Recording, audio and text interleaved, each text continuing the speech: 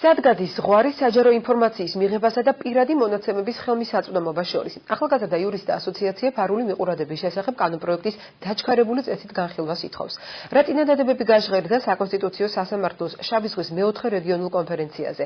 სასამართლო ხელისუფლების ევროპის საბჭოს ვენეციის კომისიის წევრებისა და არასამთავრობო ორგანიზაციების შეფასებები ქეთი არჯემანიძე მოისმინა.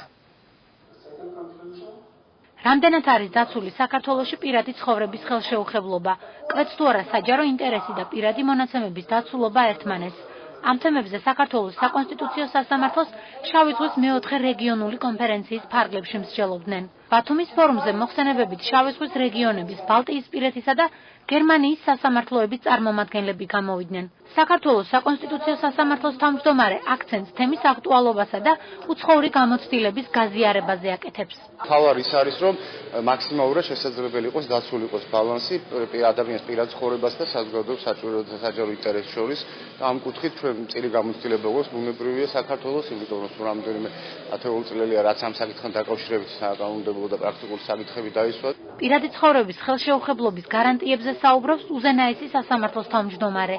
კოტე კუბლაშვილი ამბობს, რომ ამ მხრივ საინტერესო ევროპული ქვეყნების გამოცდილების გაზიარებაა, სადაც თანაბრად არის დაცული როგორც პერსონალური მონაცემები, ასევე სიტყვის თავისუფლება.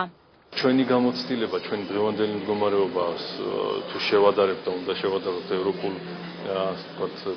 გამოცდილებასთან, იქნება ძალიან საინტერესო შემდეგ ანალიზი, საით უნდა წავიდეთ, როგორ უნდა ვიმუშაოთ და თავად სასამართლოსათვისაც პირველ რიგში საკონსტიტუციო სასამართლო აქ ჩართული ძალიან მაღალ დონეზე და ჩვენი საერთო სასამართლოებისათვის საინტერესო შედეგების მიღება შეიძლება ამ კონფერენციით.